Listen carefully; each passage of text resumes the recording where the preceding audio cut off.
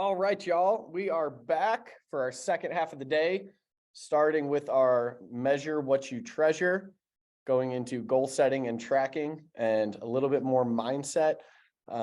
Each of these 3 days, we're going to have about 2 of the sessions that are focused over mindset specific things. And this is number 2 on the day. And then we'll have 2 that are baseball, softball specific for IQ training. And we'll have 2 that are maintenance review, going over some of the things that you guys have access to, just to make sure that everyone is utilizing those properly.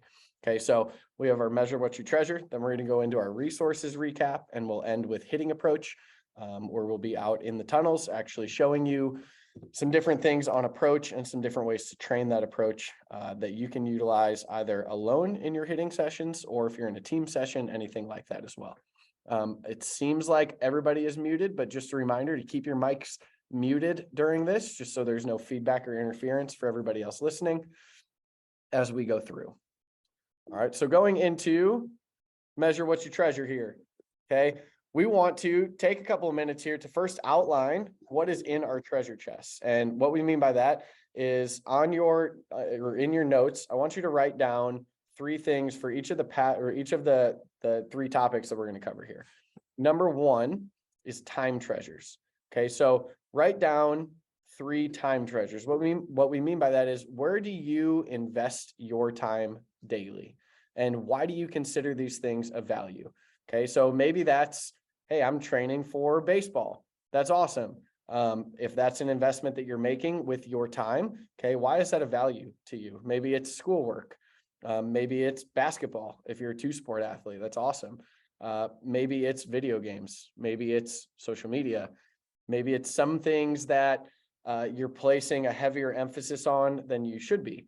So part of outlining these things is really gaining the recognition of where you're spending your time, where you're wasting your time, and where we can gain more time into the areas that we want to gain in order to move or progress faster towards the things that we really want to accomplish in our life. Okay, so that's the first one. Write down 3 time treasures that you have. Second step is to write down 3 past treasures. Okay, so these are memories or accomplishments or things from your past that you hold near and dear to your heart. Okay, so why do you hold these things close to you? Okay, that's the question you want to ask with these. And how can you use these for your present mindset? Maybe that was overcoming failure on something that you failed time and time again, and you finally found success in that area. Maybe it was making the team this year that you really wanted to make. Maybe it's making your high school team. Maybe it's getting your first college offer. Anything like that that showed you that the work that you've put in paid off and you accomplished the goal that you wanted to accomplish, or it moved you closer to that goal. Okay, those would be past treasures. Okay, with the question of how do you use these in your present mindset? That doesn't mean we want to stay in the past. It means we want to use the work ethic, the mindset, the mentality, the things that you bought into during that process in order to replicate that in your present to create your future. And then the last one is 3 future treasures. Okay, what are 3 goals that you have for your life? Okay, that's going to look different based on how old you are, the things that you want for your life, what that future looks like. Okay, we have some of you in here that are thinking about college, that are thinking about professions after college. We have some of you in here that are thinking about, 3rd grade and what that's going to look like. So don't feel like your goals have to be, what am I going to be doing when I'm 30 years old? Okay, it is all relative based on your age and what's going on in your life. Okay, so what goals do you value and how can you measure your progress? Okay, measuring progress is a really important piece. A lot of times what happens is we write things like this down. We write down our goals or what we want to accomplish. And then because we don't track our progress through that, and we have no tangible way to actually measure that, we rarely make the improvements that we need to make in order to achieve the things that we want to achieve. So it's really important that whatever goals we have a plan of tracking all of those things and measuring them. So that way we can either see at that checkpoint if we're on pace and if our training or the process that we're going through is working, or if we're not on pace and the process and training that we're going through is not working, then it doesn't mean that we're failing. It just means that we need to make an adjustment to what we're doing to reach that goal. Okay, so these are the 9 things to write down: 3 time treasures, 3 past treasures, 3 future treasures. I'm going to give you one more minute to do that before we move on to this next slide.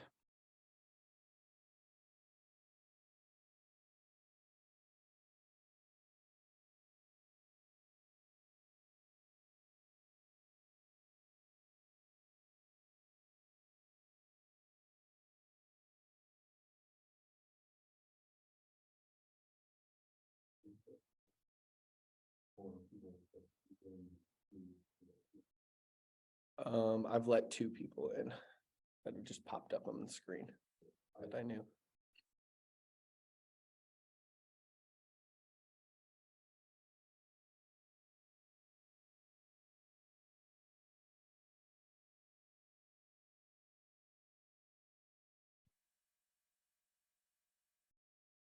All right. Moving into morning reflection. A lot of you don't start your day with any type of process to set you up properly for the whole day. Okay. And I was a victim of this for a very long time. I did not start my days well. I would get up, I'd be rushing around trying to get everything done that I needed to get done. And my day started with a lot of stress. The key to having a good day is planning to have a good day and putting yourself in a position to do that day in and day out. Okay. What most of us do is we wake up, and typically it's on the second or third time that our alarm goes off after we've pressed snooze a few times. We get up, we realize we're running late. We brush our teeth real quick. We put on our clothes. We hop in the car to go to school. We get there. Maybe you realize you forgot something. Maybe it's your lunch. Maybe it's your homework. Okay. And the whole day is set up for us to be reactive. And what I mean by that is, if your day is not dictated by the way that you start it, it will be dictated by something else. And you're choosing to have your day dictated by things that are outside of your control. Okay. So oftentimes, whether we have a good day or a bad day, it's complete chance based on how our day started and the circumstances that happen around us. Okay. But like we talked about in our first session, our goal is to understand what we can control and what we can't control and really own the things that we can. So having a morning routine is going to impact your day because it's going to put you on track, get your goals, your mindset, your gratitude, all of those things in place to start your day, where you have all of these positives to fall back on when maybe something doesn't go your way, rather than just being a product of the circumstance of your day. Okay, so we want to start with what we call an attitude of gratitude. Okay, so that means that we start our day with actively thinking about things that we have in our life that we should be thankful for. Some days, this might look exactly the same as the previous day. It might be, I'm thankful for my family, I'm thankful for baseball or softball, and I'm thankful for these sweet shoes I get to wear to school. Okay, whatever that might be. But some days you're going to wake up and you're going to feel some different things, right? Maybe it's, man, I had a day where I was just thankful for my dog, right? There's something about getting home and having the dog being excited to see you. Like, that's awesome. I was thankful for my dog. You walk outside, it's beautiful right now. Okay. It's the middle of November. It's like 60 degrees outside. Okay. Like, I'm thankful for the weather. I'm thankful for the sun. Okay. So sometimes it's just finding things that maybe you don't even think about normally that you can lock into and be thankful for that day. This gets your attitude right before you take on a daily task that you might have to accomplish. And when you boost yourself with this self-value, a lot of times what you realize is, the one thing that went wrong in the morning, it's really not a big deal. And it doesn't have to affect your entire day. And it's just one thing that went wrong, one moment of your day. And then we can move past that and continue to have a good day around it. Okay. So when we look at it, one thing that, I've listened to, heard, reflected on, taught myself a few times and absolutely love is this idea of a personal bank account. Okay. Looking at the way that you value your time. Okay. So think about it. If you woke up and you had $86,400 in your bank account today, in your personal bank account, and the only rule was that at the end of the day, whatever you have left in that account, you don't get to save. It doesn't carry over. It's gone at the end of the day, just disappears. But the next day you wake up and you have $86,400 in your bank account again. If you look at that, the question becomes, what would you do with that $86,400? Okay. The logical answer that most people come up with is you're going to try to spend and utilize every single dollar of that because you're not going to get to save it and you can't hold it for the next day. There's no way to get it back.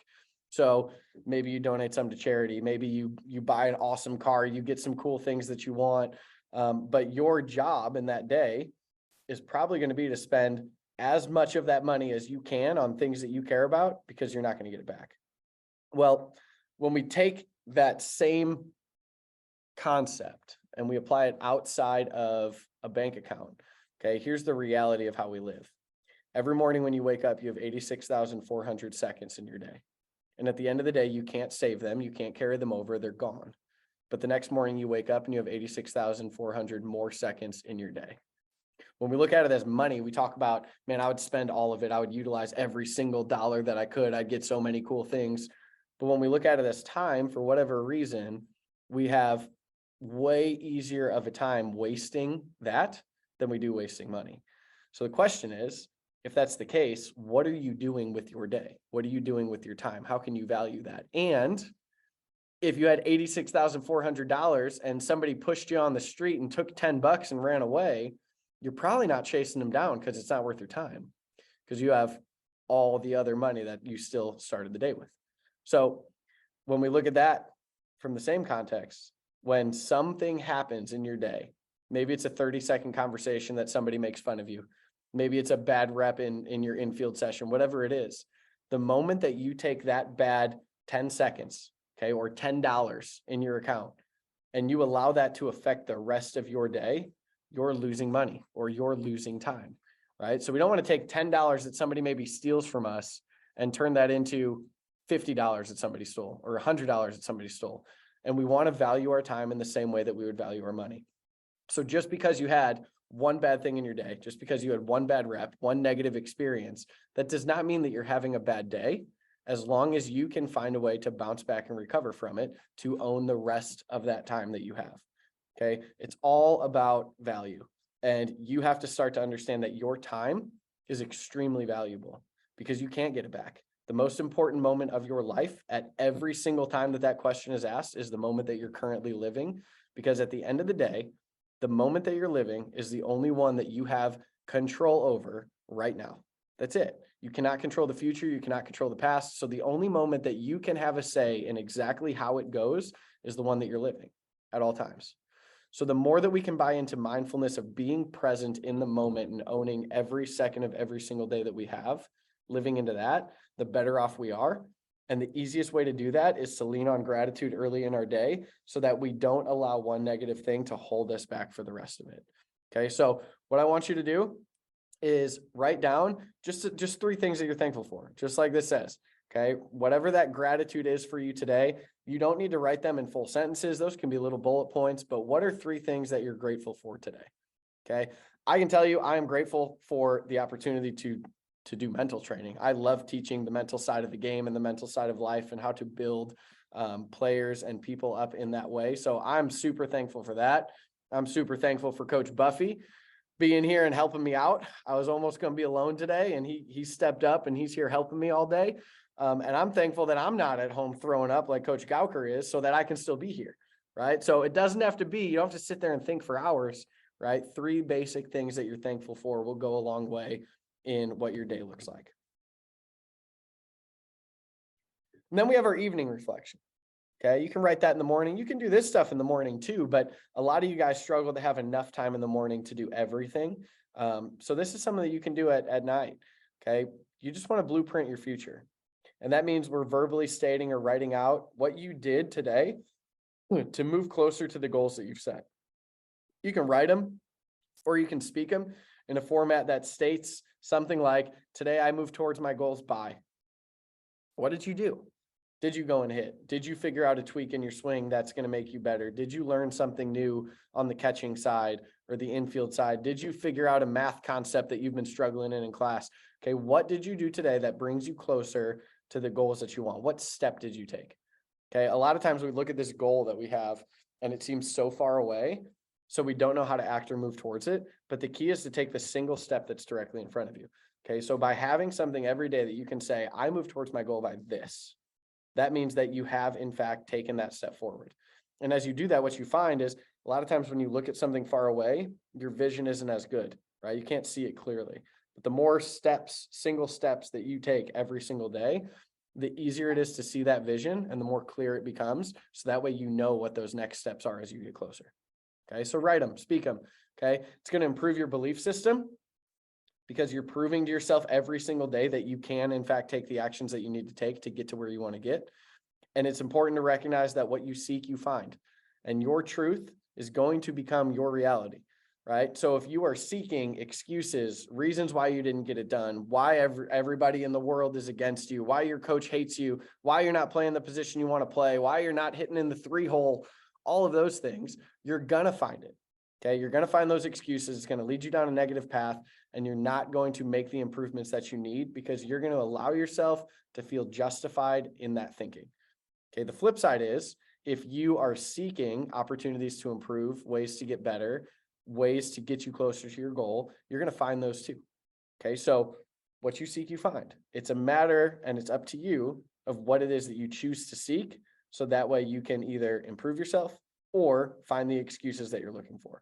We would all much prefer that you choose route 1, okay, of finding the things that are going to make you better, seeking the goals that you have and the opportunities to live into that rather than the other. Okay, but we can't make that decision for you. All right. So when you are thinking about this, okay, here's one fun task that I want you to do for the next week. Okay, when we talk about what you seek, you find, a really easy way to do this is I want you to look for, over the next week, every red car that you can find. Okay, there's a decent amount of red cars, but I bet you will see more in the next week than you have seen in the previous 2 months if you actively look for red cars. Okay, and the reason to do that is to recognize that if your goal is that meaningful to you and you know what you want to accomplish, if you're looking for ways to improve that, just like you see more red cars when you seek it, you're going to find more ways to improve upon who you are, how you're going about your business, what your process is, all of those aspects just by seeking them out. Okay, so it's a great little activity for you to do just to recognize the importance of keeping your mindset and your vision in the right spot. Now, between those trackings, we have our morning tracking, we have our night tracking. Those things are awesome, but we don't want to waste the day in between it. Okay, that we're not accomplished just by being grateful in the morning and saying what we did at night. We have to take action every moment of every day that we're in. Okay, so by doing that, we need to control the controllable. That sounds familiar, right? We went over that concept earlier. Okay, so one example of how we do that, let's say you're not in the starting lineup. Oh, darn. Okay, now I can speak to this a little bit more than I could previously because last year was the first year that I had a kid that actually played for Bam and Fam. So Marley, she's my daughter. Okay, she played 8U last year, and she played in probably 50% of the innings on the entire season. Okay, now she was one of the younger ones on the team. It was her first full season playing. Okay, the coach was extremely fair to her, but as a parent, it's not always fun to watch your son or daughter sit. Okay, and if parents are sitting in here, they'll recognize and understand that. But the key is to change the way that you think to recognize what your goal is. Okay, are you, when you're sitting on the bench, are you just a bench warmer? Is that who you are? Does that become your identity? I'm not going to get better. Coach hates me. I'm a bench warmer. I'm not getting in the game. Why am I even here? Okay, a lot of us take on that mentality, both players and parents. And then what that leads to is seeking reasons why other players should be on the bench rather than reasons why we should be on the field. So if you find yourself on the bench saying, well, he made an error and he should be out of the game, but when I make an error, I have to sit, and now he gets to stay out there, it's because coach favors him. Not necessarily, right? What's your work look like in practice? What have you done to earn that time? Have you approached the coach to say, coach, what do I need to do to get on the field more? Okay, what's your process look like? All right, so if parents are in here, we would encourage those conversations to happen, but players, it's your career.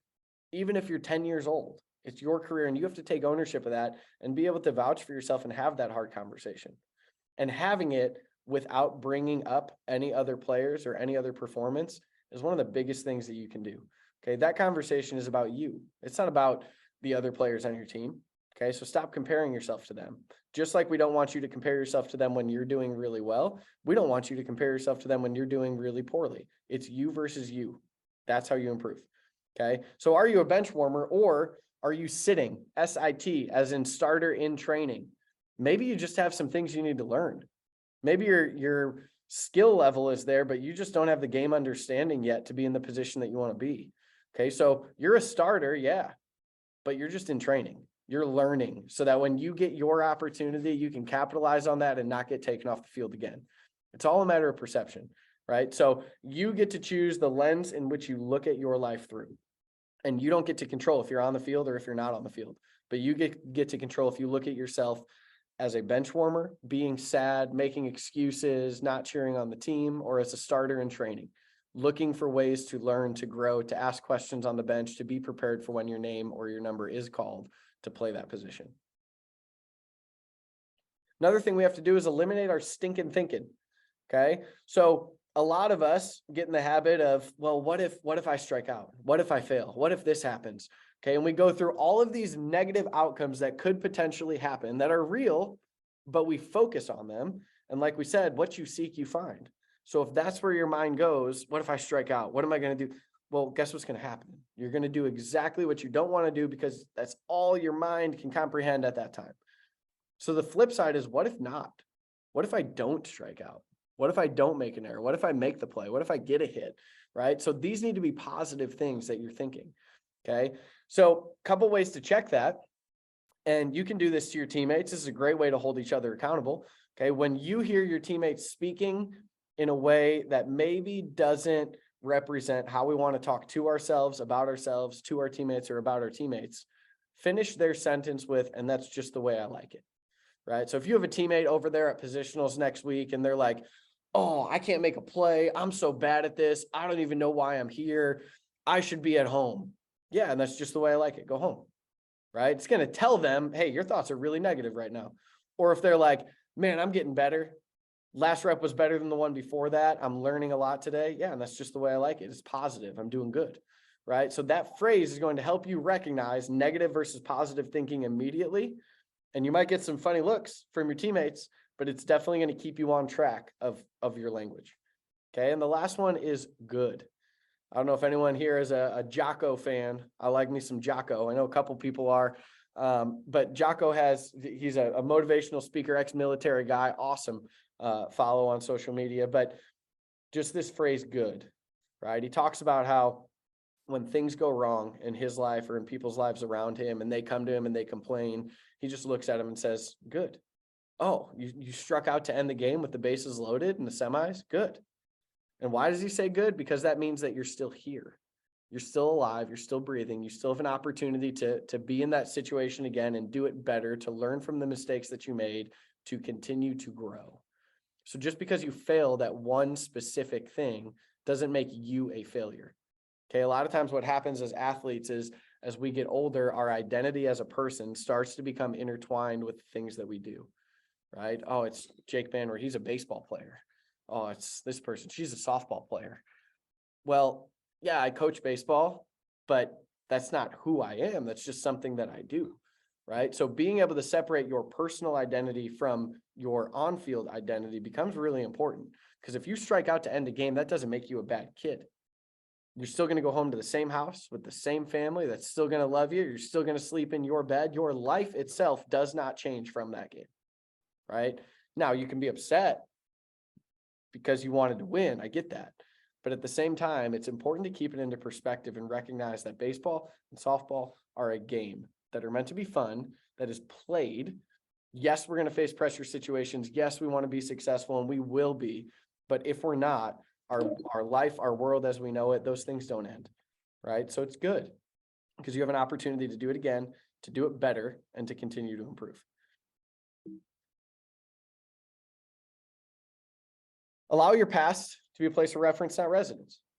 Okay. I mentioned this earlier, but I want to explain it a little bit, especially for our youngins in here. Because when you use a phrase like that, sometimes it's hard to really grasp and understand what it means. Okay. When we look at a reference book, think about a dictionary. Okay. I don't know about you, but I've never had a desire or an urge to just read the dictionary. The only person that I have heard to ever straight up sit down and read a dictionary is Eminem.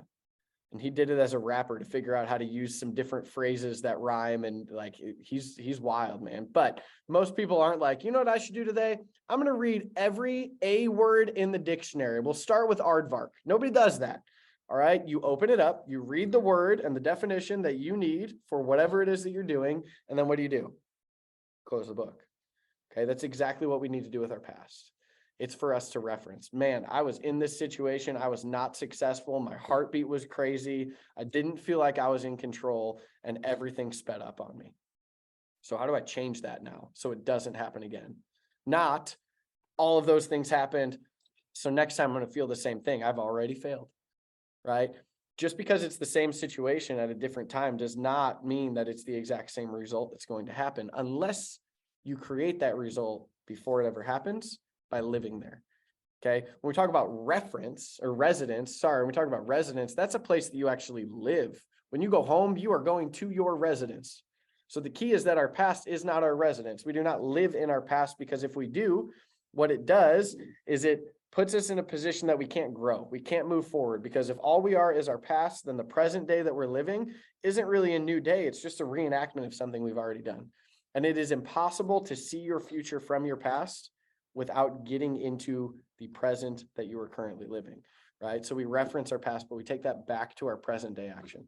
Okay. So if you're somebody who is still today beating yourself up over at bats from the previous season, how you played, how you acted at a certain time, all of those things, okay, you got to be able to give yourself the personal grace to move on, because until you do that, you will only experience a small snippet of the amount of growth that you could experience if you came in open-minded to win this minute with the reference of the things that you've done in the past. Okay, some of that's good reference. I need to repeat that. Some of it's bad reference if I need to make sure I don't repeat that. Okay, but either way, we need to learn from it and move forward. So, another piece, and this is a hard one. Okay, this is a hard one for a lot of you guys to grasp and comprehend. It's a hard one to teach because sometimes you just feel rude going through this, but it is one of the truest things that you will experience consistently in your life as you get older.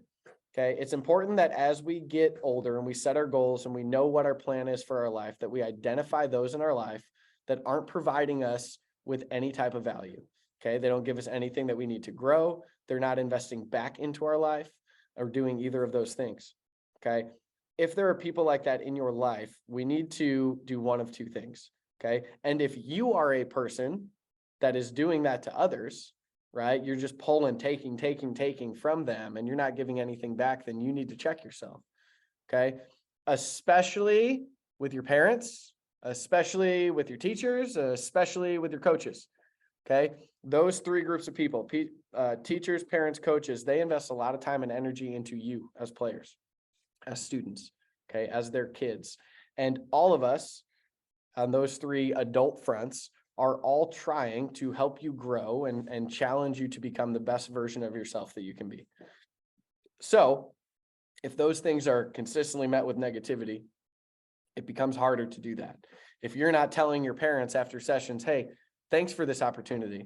I'm really getting better. I'm really learning. Hey, thanks for taking me to extra innings. Hey, thanks for bringing me to team practice. Hey, thanks for the food that I got on my way home from practice. Even though it may not have been exactly what I wanted, I needed to eat and you bought me food, right? There's a lot of things that parents are doing in the travel ball world that go unnoticed by players, but there's financials that go into it. There's a time amount that goes into it. There are so many different things that your parents probably love. I know I do as a parent, but there's still sacrifices. So you saying thank you before your parent has an opportunity to ask you to do that, or you saying, hey, mom, dad, I love you, before they say it first, those things go much further than you're probably aware. And you'll see yourself naturally doing that when you lean into gratitude more. Okay. But for these people in your life, those who are not providing you with value, and high school players, both BAM and FAM, okay, this is heavy for you guys, okay, because as you hit high school, you might have had friends for a long time, and you're going to start to realize that maybe the friends that you've been hanging out with and the people that are in your circle are searching for different things in their life. Maybe your goals are very different, and you see your future of where you want to go, and it's all the way up here, and you have all these plans, and they're content without any goals, any process, anything that they're trying to get done. It doesn't make them a bad person, but sometimes we can both be good people and not hate each other, and we might just not vibe. And that's okay, right? I don't like everybody. That doesn't mean I strongly dislike people. It just means I'm not going to waste time on people that I don't vibe with, that don't want the same things. Okay. So you have two options if you're faced with these people. Okay. Option number one, you get to change people. And what that means is you need to do a good job of voicing the things that you see that cause that disruption in the relationship. Okay. And sometimes that's teammates, sometimes that's a coach. Hey, coach, I don't like when you yell at me on the field. It embarrasses me. Okay. I know the information's important, but do you think that you could like pull me aside and have that conversation between the next inning, before the next inning in the future? It's a great thing to ask your coach if you're that person. Or maybe it's the opposite. Hey, coach, I respond better when somebody yells at me. I don't that's what I need sometimes. I need that kick for me to get going. And I know that's not you normally, but would you mind being a little bit harder on me? Because I really want to grow. Cool. Yeah, that's awesome. Okay. Or maybe it's your friend. Hey, I really don't like when you tell me that it's hilarious that I'm going to play Division I baseball or softball. You just put down my dreams and goals and like tell me that I'm not going to get there. Like if you're going to be in my life, I don't need you to believe in it, but I do need you to support it. So you give them an opportunity, right? Well, maybe they change and you can keep that person in your life, or maybe they don't. And that's where you get to option number two, which is change people. Okay. Same words, completely different meaning. Okay. Number one, we're changing people by giving them every opportunity to deal with us differently, by us advocating for ourselves and telling people what we need, who we are, where we're going, and we're driving our bus, right? Like you can jump on board and be on with this, or you might not, but either way, this is where I'm headed with or without you. And number two is now I'm heading here without you. You're not going to make a change. This isn't going to work. So I need to excuse myself from that relationship. I need to give myself some space from that so that I can pursue the things that truly make me happy in my life. Okay. At the end of the day, you get one of these. You get one single life. Relationships are vital and important, and you need people by you that are going to support and encourage you through that. You need people that are going to challenge you to do that, but you also need to guard yourself from people who are going to try to drag you down rather than lift themselves up to your level. Okay. A lot of times what happens is as you advance and you find yourself making changes that are for the better, other people, rather than raising the level of their expectation for themselves as well, they'll do everything in their power to drag you back down, because it's much easier for them to do that and feel good about their level than it is for them to actually raise their own expectation and try to match what you're doing. It's easier for everybody to be average than it is for them to match the greatness that you're chasing for yourself. Okay. So guard these people, recognize who they are, and cherish the ones that come alongside you, want the same things, pursue the same passions, do the same things. Okay. Those are people that you're going to want in your life for a long time. So then we get into individual culture, what that looks like for you. Okay. We have to learn to be interdependent, not just independent. Okay. What that means is, yes, there are certain things that I am independent of. I control myself. I control my thoughts, my actions, my behaviors, my responses, the disciplines, the opportunities, all of those things. But there are going to be times when I'm going to be interdependent and I'm going to count on other people to push me too, because I'm going to have days where I'm just not motivated and I'm lacking discipline, and I need somebody to say, I'm picking you up so that we get our workout in. Okay. You're not ditching me at the gym. We're going together. Okay. So sometimes we need that help, and sometimes you need to be that help for others. Okay. But our focus is this: your thoughts will control your words will control your actions, your behaviors, and your behaviors will control the habits that you create. So in order to create positive thoughts, actions, behaviors, and habits, key number one is that we need to recognize how we're responding. When other people talk, are we listening to understand, or are we listening to respond? Okay. You'll hear me say this at positionals probably multiple times, but that's the real question. When I correct you at an infield session and say, hey, here's what you did, here's what I need you to do, I'm not interested in your response. I'm not interested in hearing why you did it that way and why you think it's good to be that way and why it works better for you that way. Okay, we are teaching you the proper way to do things to make you the best possible player that you can be. So you can respond, that's great. But step one is you need to understand. listen to understand, which means maybe your follow-up question rather than, yeah, but I've always, maybe it's, can you explain to me why that's better than the way that I've previously done it? Sure. Okay. Ask those questions, because the more that you understand, the easier it is for you to fully buy into the movement patterns and the things that you're doing, which is going to increase the growth that you have in a shorter amount of time. Okay. So you're never going to get in trouble for asking questions, needing clarification, wanting more detail. But the moment that you interrupt a coach who's trying to communicate with you and make you better with your reasoning and your response, all of those things, is the moment that that coach probably is not going to try to correct you in the future. And that's not what you want. Okay. If you're the player that goes to these workouts and you're not being talked to, corrected, anything like that, that probably means not that you're doing everything right. It probably means that coaches have tried and they're not going to waste their time with a player that refuses to learn and grow. So you want to be in that first category, listen to understand. Okay. And then you got to think of discipline as opportunities, not punishment. Okay. Just like good parents have to discipline their kids at times, right? Good coaches have to discipline their players at times, and good people have to discipline themselves all the time. It's hard, right? But a lot of times we live on motivation, and the reality is motivation is fleeting. It's going to come and go. There's going to be days that we want to do it all and days that we have no motivation to do anything, but the discipline means that either one of those days, the same work is getting done. It does not have to be an emotional decision. This is what I need to do to reach the goals that I've set for myself, so I am doing them, period. Okay, so we have to look at that discipline as an opportunity. Okay, discipline, as weird as this sounds, discipline is ultimately what leads to freedom. It gives you the opportunity to make decisions of if something is good or bad for you, and gives you the reasoning that you need to stay disciplined and stay the course for the things that you want most versus the things that you want now. And when you get into that level of mindset, you're going to put yourself in a position to thrive rather than survive. So our culture is going to be learned and not passed on, or learned and passed on. Sorry. Okay. So habits of culture are difficult to build, but super easy to be destroyed. It's one of those things. We can take years to build the culture, but the moment that that culture sees a crack and is destroyed because you don't buy into it and you don't follow it, is the moment that the whole culture needs to be built back from the ground up. Okay. So your personal culture needs to be maximized in what we call the outside 22. Think of it. In most days, there are 24 hours.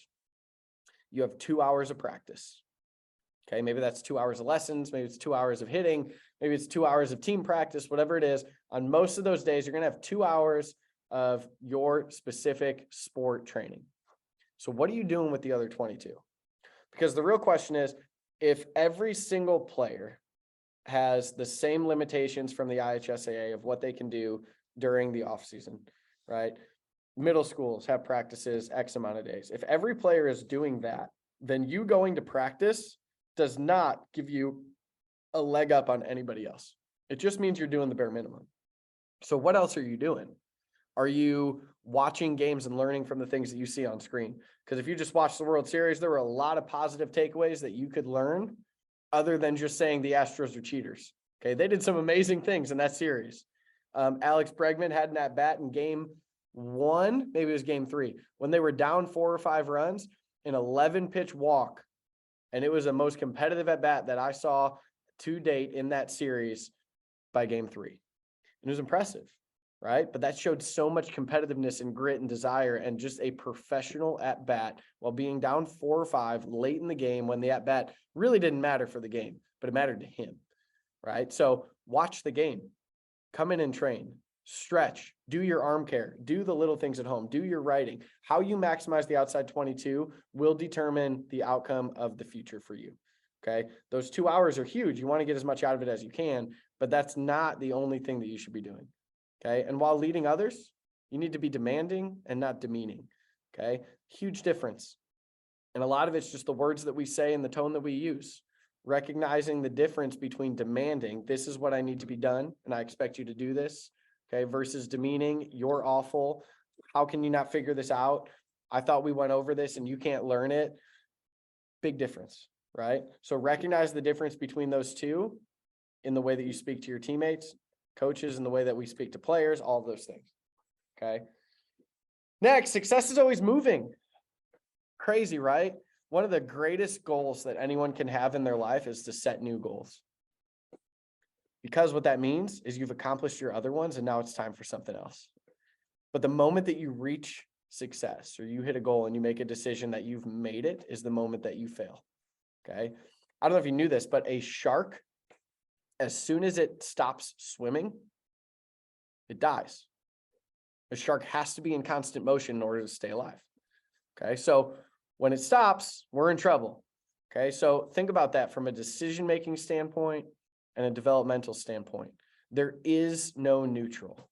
If you are not getting better, other people are around you, which means that you are getting worse. So your job is to improve. And the question is the rate that you're improving better than your peers, on playing with your peers, or worse than your peers? Because we want to make sure that it's better so that you see the larger growth over time. Okay. But what it also means is that when you're going a bad direction, you realize, man, this last week has been tough. I haven't done very much. My mindset's been bad. The key is just turn around, move towards a healthy spot where you get back to what we call your mental homepage.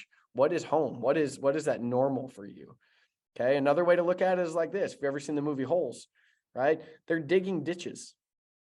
And at some point, if you dig down far enough, you can't pull yourself back out. So the key when you find yourself digging yourself a hole is just stop digging. So think about this. Players, we struggle with this for like the 10 to 13U age groups. Some of y'all just lie and you don't even know why you do it. And neither do we. And we know that you're lying. We're like, hey, were you just talking and lying? And we were watching you and you say, no. Okay. And when you do that, you're moving in a poor direction. You've already dug a hole and now you're digging deeper to where we're going to follow up. And if you continue to lie, maybe you get kicked out of a session, or maybe we just throw you in a different group if you're ruining that individual group that you're in, right? Like if you find yourself, even if you do lie, if you realize that, just say, I don't know why, I'm sorry, coach. I don't know why I just lied about that. Yes, I was talking and I shouldn't be. Like, just take that ownership, right? What it comes down to, player-coach relationships, coach-coach relationships, player-player relationships, player-parent, whatever it is when you can just be honest and transparent with your communication and do so in a effective way that allows you guys to just essentially do it with a level of knowledge and respect to one another, then everybody's going to be okay. All right. It's when that trust is broken that we have issues. Okay. So don't dig yourself a hole and live there. And the last piece here, recognize the infinite game versus the finite game. Okay. Finite game is a specific task. It's, I have a game on Saturday at 6:00. That's finite. Okay. There's going to be a winner and a loser. Hopefully you should never end in a tie. Okay. But there's going to be an outcome of that game. There's going to be an outcome of your at bat. It's finite. Okay. But the ultimate goal in what we're doing here as a program, what we want for you guys, like, yes, we want you to have a great baseball or softball career. Yes, we want you to achieve your goals on the field. But at the end of the day, if you fail every goal on the field and you become an incredible person that is bought into who you are, that has a future that you like, then we're all winning. So our goal is the infinite game, right? And that infinite game is your life. Okay. The habits that you create today will shape your life of who you become in the future. And our job as a program is not just to make you better on the field, but to challenge you in a way that helps you grow into who you are right now, who you want to become, and how to take the steps to actually work to that on an everyday basis. So we need to work to create finite habits in the cage, in what we do, in the way that we communicate. Okay. Finite habits that are going to have a start and an end in when we do those things in our day that have an infinite end game or an infinite growth pattern. Meaning we want to create habits now that will last a lifetime and will directly influence, change, project who you can be in the future and what that looks like. Okay. So what I want you to do is we're going to give you 6 minutes here. Okay. We'll start the next session at 1:50. We're a few minutes behind, but that one's a little bit shorter. Okay. I want you to text, same thing, text your notes to your coach. Okay. Have some big takeaways here. Okay. What are the big things that you can do in order to get better at measuring the things that you want for your life, tracking your goals, tracking your reflection, living into the person that you want to be? That person being somebody who can live into discipline rather than counting on motivation. All right. I'm going to mute this while we switch power slideshows over here. Text your coaches, and we will be back on in 5 minutes.